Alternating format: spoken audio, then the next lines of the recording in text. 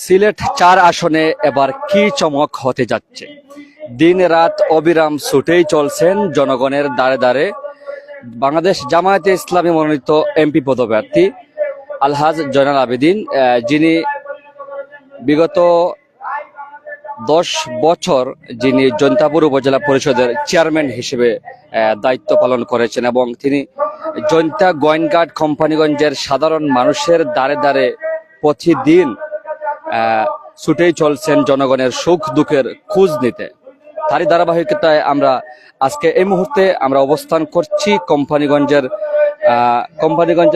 উপজেলার সনবাড়ি এলাকায়, যেখানে জনসাধারণের সাথে মত বিনিময় করছেন তিনি এবং এখানে অনেক নেতৃবৃন্দরা উপস্থিত রয়েছেন এবং সাধারণ ব্যক্তিবর্গ উপস্থিত রয়েছেন। আমরা কিছু কিছু জানতে চাইব সাধারণ জনগণ আসলে কি চায়, সিলেট ৪ আসনে আসলে মানুষ কি চায় এবং এমপি হিসেবে কাকে মানুষ বেছে নিবে। এবার আসলে সিলেট ৪ আসন একটি আলোচিত আসন।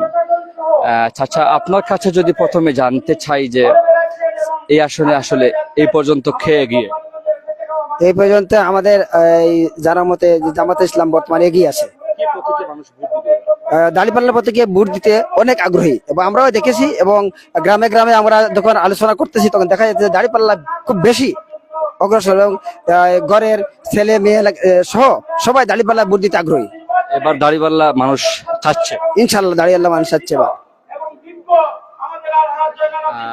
আমরা এখন জানবো যে আসলে এই আসনে মানুষ কি চায়, মানুষ এবার কাকে চাচ্ছে।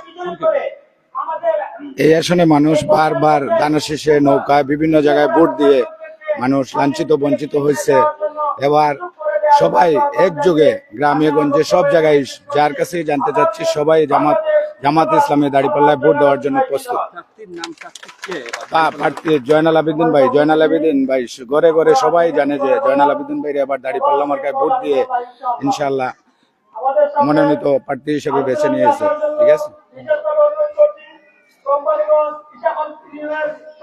আমরা আরেকজন হুজুরের কাছে যাব যে আসলে আমরা জনসাধারণের মত জানতে চাচ্ছি যে হুজুর এবার সিলেট ৪ আসনে জনগণ কি চাচ্ছে, কাকে চাচ্ছে? আসলে জনগণ তো অনেক সময় দেখা যায় প্রতিবারই আওয়ামী লীগ, এরপরে বিএনপি, এখন মানুষ সবই পরিবর্তন চাচ্ছে, যে জামাতের ইসলামে ভোট দেওয়ার জন্য মানুষের আগ্রহ প্রকাশ করছে। জি ইনশাআল্লাহ আমাদের এলাকার দাঁড়িপাল্লা এগিয়ে আছে। দর্শক, আমরা সাধারণ মানুষ যেটি বলছে যে এবার দাঁড়িপাল্লা আসলে চমক দেখাবে, দাঁড়িপাল্লা চমক দেখাতে পারে। আরেকজন এলাকার বাইরের কাছে যাব যে এবার মানুষ আসলে সিলেট ৪ আসনে জনগণ কি চাচ্ছে।